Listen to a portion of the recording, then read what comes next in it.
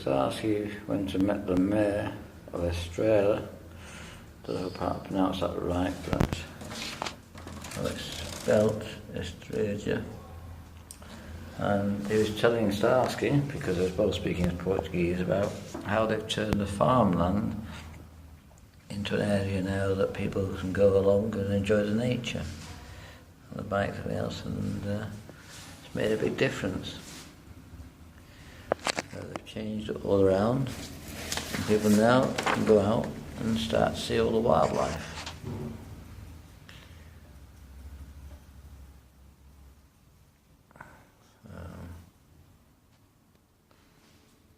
So I think we need now more people to enjoy the environment, and hopefully they'll look after it.